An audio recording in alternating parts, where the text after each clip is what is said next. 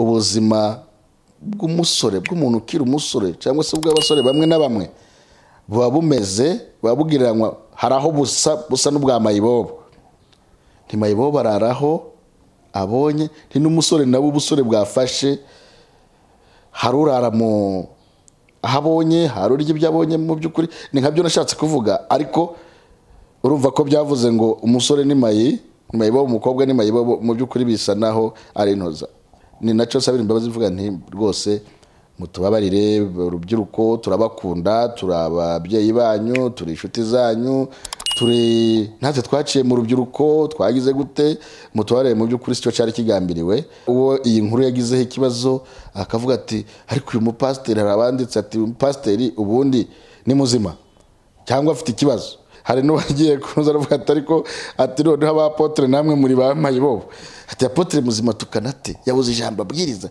yabuze icyo abwiriza yabuze icyo agira gute nuko mu by'ukuri niyo mpamvu dusabye imbabazi twivuye inyuma kandi tubasezeranya ko bitazasubira.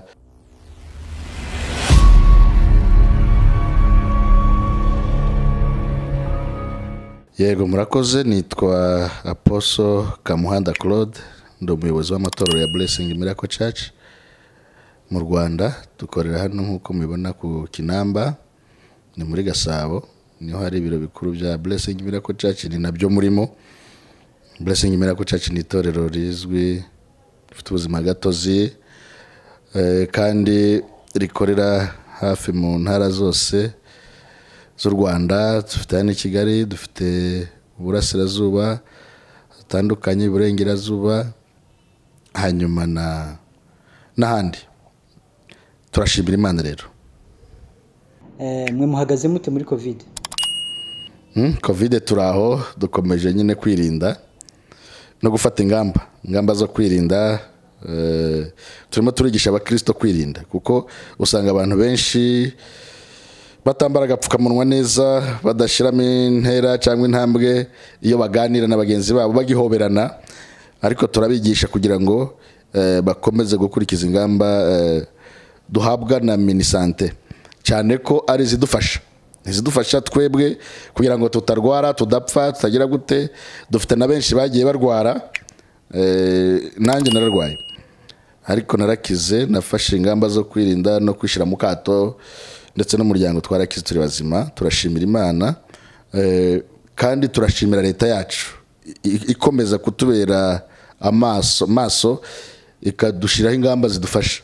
Abenshi rero turanabwira abantu bose ko kwirinda ni ngombwa, kwirinda biruta kwivuza iki cyorezo cyazi isi yose ariko dukwiye kukirwanya twivuye inyuma. Nta kundi gukirwanya ntabwo irabona umuti nubwo tutegereje urukingo ariko mu by'ukuri abantu bakwiye gukomeza kwirinda kwiga gukaraba intoki n'amazi meza n'isabuni kandi umwanya uhagije atari gukaraba usa n'utambuka gusa ariko ugakaraba mara gukaraba ubundi ugakoresha sanitize igihe cyose ukirinda. Waje gusuhuza umuntu ntumusuhuza umuhobera cyangwa umuha intoki kuko covid yandurira ku ntoki no muri face no kumazo rero mu matembabuzi. Ibyo byose dukwiye kwirinda. Turakangurira abakristo bacu ndetse n'abandi bakristo n'abandi banyarwanda muri rusange n'isi yose kugira ngo dukomeze twumve abafite imyumvire yo hasi. Hari abavuga ngo covid ntabwo yica, covid ntabwo ihari. Abantu benshi niko bavuga ngo ntiyica abanyafrika ariko murabona ko mu by'ukuri irica abantu ntabwo byoroshye. Turabakangurira rero kuri muri iki gihe kwirinda. Insengero zacu rero turimo turazigisha ubwo buryo bwo kwirinda kuva kera na Bibiliya bivuga ngo birinde mwirinde kandi ni byiza tuzabisohokamo gihe kizagira tuyisohokemo tuyitsinde nitwirinda tugafata ingamba nziza mu by'ukuri tuzayisohokamo. Apostle mukomoje ku kuba mwarayirwaye namwe mwumvise ko hari abantu bavuga ngo iriya ndwara ngo ntibashobora kwambara n'agapfukamunwa akabyuririraho akavuga ngo niba ngo ari ikimenyetso cy'inyamaswa. Hari abadventiste bafite imyemerere y'ubuhezanguni ngiye mfata nk'abantu bageze ku musaraba bakaharenga. Abo bantu namwe mwarabumvise nubwo bamagamwe n'itorero biyitirira? Twarabumvise abo ndagira ngo si n'abanyarwanda wagira ngo bageze sinzi iyo bari. Hari n'abavuze ngo ntitwakwemera ko abana baja ku ishuri. Nagiye mbyumva mbireba no ku macano, ariko mu by'ukuri n'ubuyobe ndagira ngo niryo torero rikwiye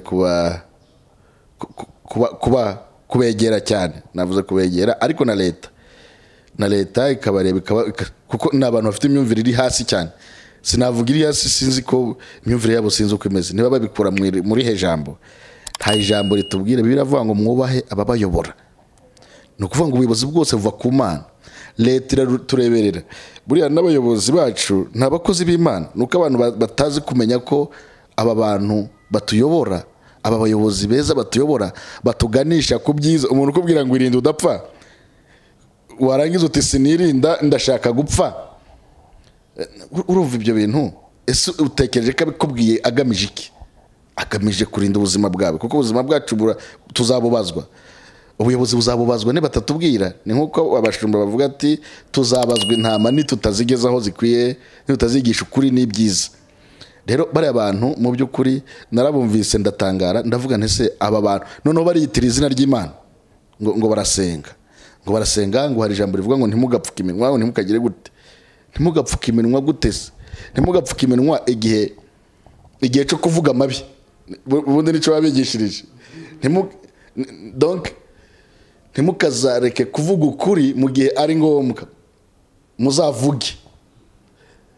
Ariko igihe atari ngombwa nta kuvuga. Noneho icyorezo ntabwo ari ibyo gishatse kuvuga. Icyorezo baratubwiye ati gifata. Hari na benshi bambaraga agapfukamunwa bakakageza bagapfuka umunwa ngo kubera kitwa agapfukamunwa, ngo noneho amazuru ntabwo ari. None barakubwiye ati ni face. Corona yandurira mu matembabuzi, kandi ikizana amatembabuzi ni amazuru n'akanwa. Face yose iranduza. Warangiza uti ngewe simfuka akanwa, ati ijambo ryaravuze ngo tugapfuka umunwa. Bakubwiye kuvuga igihe ari ngombwa kuvuga, kandi ibyo uvuga bifitiye abubwira akamaro. Ariko igihe atari ngombwa ceceka, niho kubwira ngo ceceka. No, ariko agapfukamunwa ni igikoresho dukoresha kugira ngo twirinde, twikingire ya corona itagira gute, itabona aho yurira tukarwara tugapfa cyangwa tukanduza n'abandi niba tunayifite. None umuntu akavuga ati ngewe sinzabikora. Uwo muntu kenshi ajanwa, leta yigira za mabuso, kenshi bajanwa mu kwigishwa, bakagenda bakamwigisha uko noneho wowe niba udashaka n'ubuzima bwawe, ariko mugenzi wawe arabushaka, mugenzi wawe arabukeneye, kandi mugenzi wawe arabukeneye, niba ubumuha buri umutekano turawuhana. Iyo udashaka gutanga umutekano, ni ukuvuga ngo uva mu bandi, abandi bawushaka bagire gute bawubone. Nuko rero bari abantu iriya myemerere yabo ntabwo tuyemera, ntabwo twemeranywa nabo. Twe turabyigisha, dufata n'isomo ryigisha ririmo inyigisho zitandukanye zigaragaza ko iyo icyorezo cyaje habaho ingamba zo kugikumira kitari cyarimbura abantu. Iyo mugize amahirwe mukakibona, mushiraho ingamba, mukavuga ati reka dushireho ingamba. None se ko twayirwaye, baratubwiye ati mugume mu nzu, buri wese afate icumba cye, hatagira umuntu uza mukamwanduza, noneho mukamukwirakwije. Twafashe ingamba, turatuza, tuba mu nzu, dukurikiza amabwiriza ya muganga. Dusubiyeyo dusanga turi bazima. Ubu turi bazima, turashima Imana. Ariko iyo twicara twavuga ati ntabwo dukurikiza ingamba, twebwe bimeze bitya na bitya, twari kwiyica ubwacu, ariko tukica n'abandi. Nuko ariko ubu twarakize, tumeze neza, turimo turatanga ubuhamya. Hari nabo mbwira nkababwira nti ntabwo twakize kuko dusenga cyane, ko abantu benshi bakunda gufata isengesho nk'iturufu agiye gukubitisha abandi. Oya, twakize kuko twakurikije amabwiriza ya minisante twahabwaga. Twakize kandi kuko nk'uko abandi bakira, iyo bagize amahirwe ntibagire ziriya ndwara zindi zikomeye, abasirikare bagakurikiza amabwiriza ya muganga, bagasubirana ya vitamine ituma abasirikare bakomera, urongera ugasubira ukaba ubaye muzima. N'abandi rero nidukurikiza ingamba, iki cyorezo tuzagitsinda kandi tuzakinesha, kandi tuzaba dufashije n'igihugu cyacu muri rusange. Kuko urebye leta kazikora, ukareba minisante ntibaryama, ukareba police, ukareba inzego z'ibanze, ukareba ubuyobozi bwose uburyo badasinzira kubera twebwe, ukabona ingamba bafite, warangiza ukareba n'ibindi bihugu bimwe duturanye mu by'ukuri, ukareba n'ab'ingamba bafite, usanga igihugu cyacu kiradukunda, igihugu cyacu kitwitaho, igihugu cyacu kiturarira amajoro kugira ngo umunyarwanda cyangwa umunyarwandakazi mu by'ukuri ubuzima bwe budahungabana. Rero icyo twabitura ni ukukurikiza ibyo batubwira, tukabikurikiza, tukumvira. Ijambo ryaravuze ngo Imana yabwiye Sawuli, iramubwira ati kumvira biruta ibitambo, kumvira icyo uhawe n'ubuyobozi, kumvira biruta ibitambo. Rero reka tubiture kutabagora, reka tubiture kumvira, tuzahashika icyorezo kizatuvaho, kizagenda, kizarangira, kandi mu by'ukuri turashimira Imana. Ndumva rero ari byo navuga. Aposo, umuntu abirebesheje amaso, abantu bari kukubona uri umupapa ukomeye rwose, umeze neza. Ubu watubwira ko buriya covid yakugezemo ikaguhungabanya, cyangwa byari kwa kundi umuntu aba arwaye ubona ko asa naho atanarwaye? Byari bimeze bite? Ikindi wenda mutubwire niba bitaraciye igikuba mu bakristo, ese bo babyakiriye bate muri icyo gihe? Ndagira ngo covid uko tumeze nyine twararembye, wenda ntitwaremye ngo tugere kure, ariko nararwaye, nabanje kurwara ngira ngo ntibisanzwe bya malaria cyangwa grippe cyangwa ibindi, ariko numva bigize imbaraga, ntangira gutengurwa, ntangira kugira umuriro mwinshi cyane, ntangira gukorora, bya bimenyetso byose batubwira. Hanyuma njya kwa muganga, wa mbere usanzwe bapimamo infection mu maraso, ariko umugabo wari untwaye arambwira ati reka tuje no gushaka igipimo cya covid. Turagenda turipimisha, basanga narayanduye. Noneho baduha amabwiriza, nicyo yabatubwiye ati rero ntabwo ibitaro bigishobora kwakira abantu benshi, kandi turabona mwebwe mutarembye, ati bakira umuntu ugeze ku rwego rwo gukoresha oxygen. None ufite inzinganite, wabona icyumba wajyamo, nuko ndayifite. Batero naho genda ukurikiza amabwiriza, wishire mu kato, tuzajya dukurikirana uko bimeze. Nuko tugeze mu rugo nibwo twavuze ati ariko n'uyu muryango turabana. Rero baratubwiye ati mubana n'abantu bangahe, nabo mubazane tubacekinge turebe ko nabo barwaye. Nuko ubwo nge nahise ninjira nyine mu gusa no kuremba, ku buryo ntari nshoboye kurya, nananiwe kurya, naratengura, umuriro wari mwinshi cyane, n'inkorora nyinshi cyane, ugakora ukuvugiye gukorora, umutima ugiye nko kuza. Nuko mu by'ukuri twararwaye, ntabwo ari ibintu bisanzwe, ni nanjye wanarembye cyane, abandi benda madamu n'abana ntabwo bari barembye cyane, ariko ngewe nari ndembye kuko ni nanjye bari ku buriri. Nuko ariko dukurikiza amabwiriza, dufata imbuto n'ibindi, n'iyo miti ya vitamine batwandikiye, hanyuma nyuma y'iminsi turakira. Hanyuma ku bakristo ntabwo twabibwiye abakristo habamo inzego, hamwe wumva ukomeye, hakaba n'undi wumva yabigira ikibazo. Rero n'ubu ntabwo twahise tubabwira bose, ahubwo twabibwiye abantu bake tuzi badufasha, badusengera, babyumva, bagira gute, banamenya ko koko turi mu kibazo. Nibo twabibwiye, abandi bari kubyumva, dutanga ubuhamya bagatangara batese ko mutatubwiye. Ntabwo ibintu byose buryo ubibwira bose, bitewe nuko imyumvire yabo, urwego rw'imyumvire, urwego rwo gufata ibyemezo n'ibindi, abo bose urabareba, hanyuma ukavuga ati reka tube dutujeho, tubijane gake, aharaho nibikomeza tuzabivuga cyane. Icyo gihe rero urumva urugo rwose rwari rufunze, nta muntu ushobora kwinjira, hari n'igihe ushobora kubivuga bose bakaza ku irembo tuje gusura umushumba wacu, kandi mu by'ukuri bitemewe. Nuko rero icyo gihe twahise dusa naho tutavuze byose, tutabwiye abantu bose, ariko tubwira abantu bangombwa kugira ngo badufashe banabyumve nyine. Hanyuma yaho ubu nibwo turi tubabwira ati twebwe twararwaye, nk'abashumba banyu twararwaye, tugera kuri, ariko dukurikiza amabwiriza. None namwe nihagira n'urwara, muje kwipimisha first of all, kuko abantu benshi batinya no kwipimisha ngo bamenye ko bafite n'ico kibazo, ko ntiwakimenya utagiye kwipimisha. noneho agashiduka yarembye.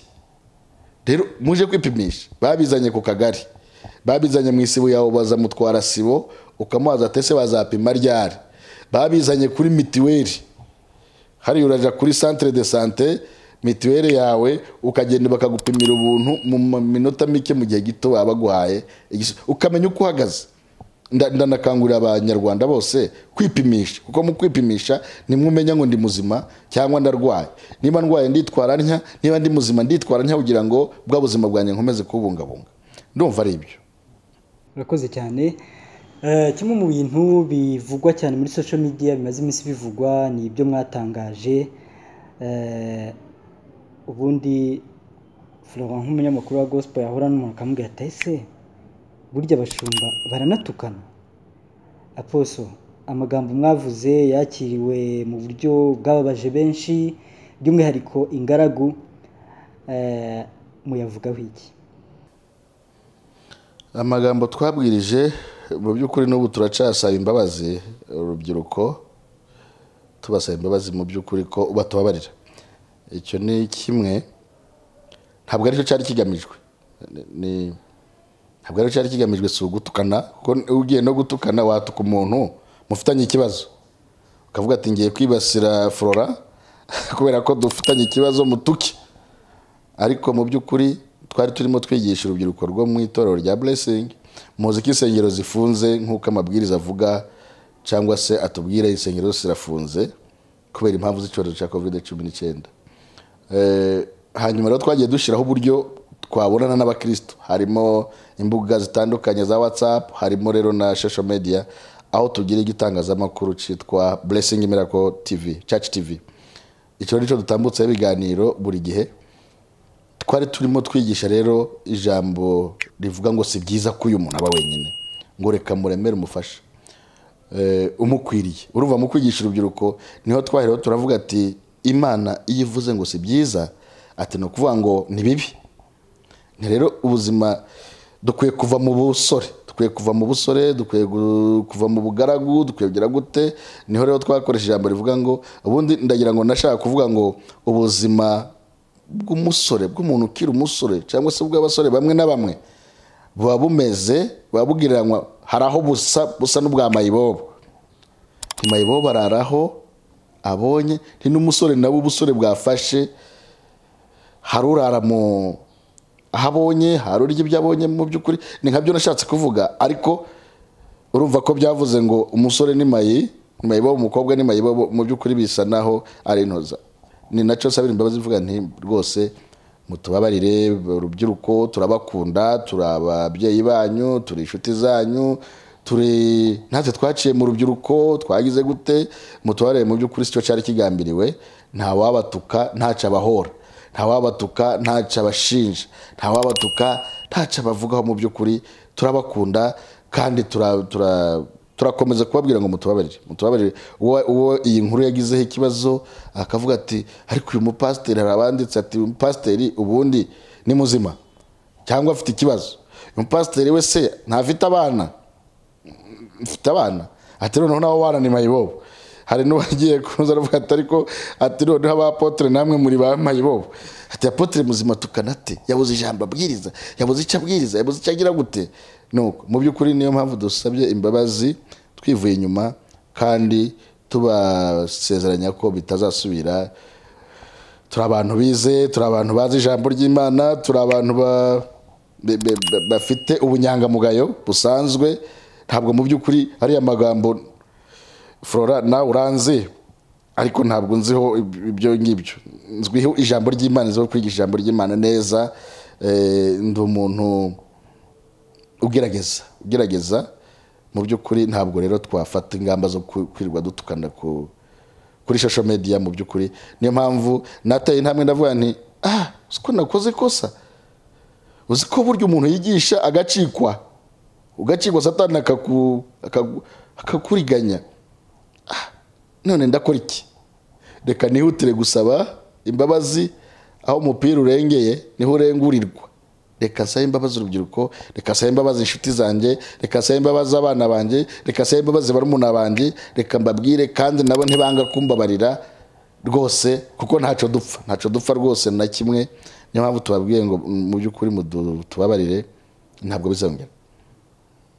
Ubwo mwafashe ingamba ki? Kubera ko ntekereza ko njye nk'umunyamakuru ntekereza ko byapfiriye muri editing, kuko gucikwa bishobora kubaho, ariko iyo video itunganywa mwafashe ingamba ki kugira ngo hato hatazagira kandi kantu Satani yakongera kubariganyamo? Ndagira ingamba nuko urumva bipfira mu banyamakuru wacu babishinzwe. Urumva rero nuko bihindura. Twafashe ingamba yo kubihindura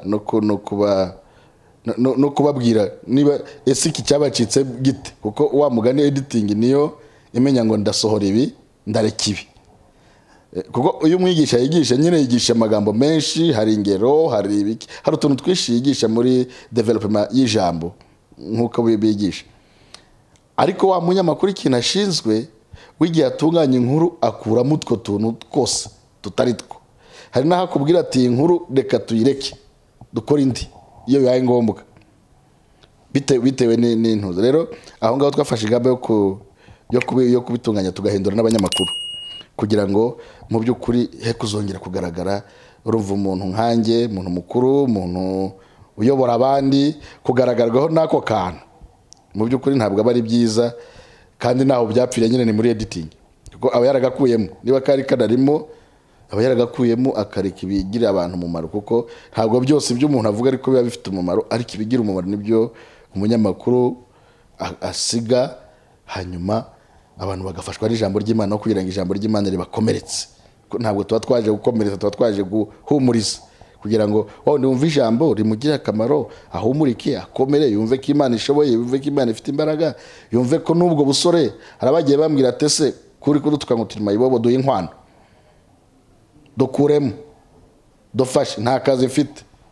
Abandi bakubwira ati nta basore se baruta n'abagabo bafite ingo biyubashe, bambe bafite ubuzima bwiza biyubashe bumva atese ati urumva bamwiye mu buryo butandukanye, ariko bose turabasaba imbabazi. Mu by'ukuri twongeye kubasaba imbabazi kugira ngo dukomeze dukurikire ijambo ry'Imana. Kandi abanyamakuru mu by'ukuri twarakosotse, muzaja mumva inyigisho zitandukanye, nta kindi muzongera kumvamo giteye gityo. Murakoze.